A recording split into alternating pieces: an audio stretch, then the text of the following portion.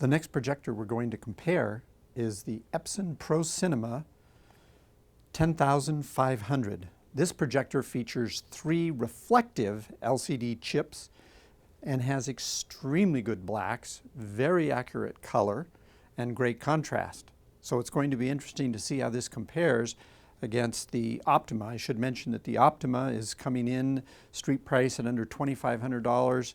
The Epson 10500 is right at $79.99, so just under $8,000. So let's see how they compare. Okay, here is our contrast adjustment, being able to set the white clip or the white on the white just before it disappears. That gives us the maximum intensity out of our display. And if I open this iris up, you'll begin to see the Pluge pattern, which are vertical bars on both sides of the grayscale. And those are set so that the very last bar just disappears. But if I expose it so you can see the square, those bars disappear. But to the eye, you can see both at the same time. So you can also see that using the settings inside the projector without using calibrated instruments, we can get the white balance fairly close so that they're both in the same ballpark. They're both as close as I can get them without instruments to D6500. Here is a comparison of color bars, which are our primary and secondary colors, which allow us to look at the colorimetry of each of the projectors. The single chip DLP on the right and the 3-chip reflective Epson 10500 on the left. The Epson would have, as we've looked at the other images, the same advantage in that the yellows are a little richer, the reds are deeper, the greens are a little bit different, but both are very good greens. If anything, the Epson may have a little too much green. I would say that the Optoma is closer to Rec 709, which is the HDTV standard for color, whereas the Epson on the left is more approaching the P93 or the digital cinema, which is an expanded color range. But again, on images, they are both spectacular in terms of their color performance. Okay, here we have some side-by-side scenes with, again, the Epson 10500 laser on the left and the Optoma UHD65 on the right. The viewing experience in person is extremely good. Both of these have very, very accurate color, good contrast. The Epson has better blacks, but on the other hand, the Optoma definitely has the upper hand when it comes to fine detail, which on a scene like that, even here at viewing distance, it does come across. I think it's part of the native contrast. I think it's part of the native 4K, but it definitely, and there the fur on the little squirrel or chipmunk is definitely a little more detailed on the right. The detail there in the rocks, I'm going to try to zoom in a little bit to see if you might be able to see some of this on the video, but extremely good images on both sides. But I would have to say your eye would go to the right just because the detail is a little bit more pronounced and fine. There's no artifacts. It's just like someone had slightly focused the camera just one step further. Okay, with its better native blacks because of its reflective chips and the light engine that Epson has in the 10500, which is on the left, we're going to compare the same star-filled high contrast scene, which tests both the 4K detail in the star field and it tests the dynamic range or the contrast range of the projector, both in the blacks and the highlights at the same time. So let's roll this. And we're going to freeze it here in just a minute to see if we can see similar differences to what we saw. So I'm going to freeze it here, and hopefully you'll be able to see on here there is a difference.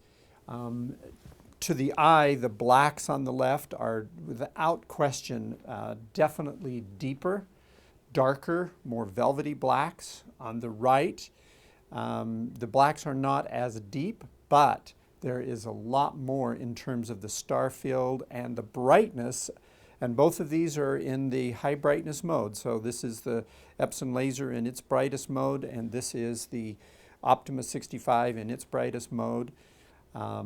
There is a big difference in terms of the brightness on the Earth and the detail in the star field. Now, I'm going to show you something that you can do on the Epson, which is they give you a lot of control over the iris, which helps their dynamic contrast, but does not help with the native contrast. So I'm going to run this iris down, and as I do so, you'll see that Earth get brighter. And you don't see a huge difference in terms of the star field. So it's even darker. Well, it was pretty dark before, so I'm not sure you're going to see a big difference there. But the Earth is a little bit brighter, so I'm going to pull that back up so you can see where it is coming out of the box. We're going to go back into the menu here, go down to lens iris, and whoops, no, we are not trying to do a reset. We're trying to do a lens iris. Here we go. So we'll take that lens iris, and as you do so, you can see shutting the iris down does darken the image, but I really like the brightness, and you do see a little bit more in the star field. So we're going to put it back to 0. We're going to turn the iris off. I'm not a big fan of irises because of the kind of the bounce effect, and the Epson has a fast iris, so you don't see it very often. But let's finish this scene, and you can see what the differences are. As it pulls in, now I will adjust a little bit of the exposure so you can see some of the differences here. The reason that the Earth on the right side is a little overexposed is because it's brighter. And if I turn this down to expose it a little bit better, you can still see the difference in the star field in the back. But again, they both have very good blacks, but the true 4K of the Optoma is, again, outperforming the 4K shift. The last thing to look at comparing the Epson 10500 to the Optoma 65 is this 4K movie clip. This has a lot of mid-tones, so it's very good for being able to evaluate the image contrast and color detail of an image. We'll roll this. You'll notice, particularly when they pan around here and you see some of the details of the city in the background, and once it quits moving, you should be able to see some differences there. To the eye, it's just a more detailed image on the right. But in the actual scene itself, now I can see the black space above the Epson is blacker where it says 4K than it is on the Optoma, but when you actually look into the scene, because the native or ANSI type contrast of the Optoma is actually very high, you cannot perceive in the image itself that there's any difference in terms of the contrast ratio, with the exception that the true 4K does have more detail in it. But as far as color contrast, they're both very, very good. So there you have it, all 4 projectors compared. What do you think? Each of the projectors has its own advantages and disadvantages, but in the under $5,000 category, the Optoma UHD65 without question delivers the finest detail, very, very good color, and great contrast. It's a great value. We're excited about the UHD65. On the other end, you have the Sony, the VPL VW365ES. It has the advantages of better blacks and higher brightness.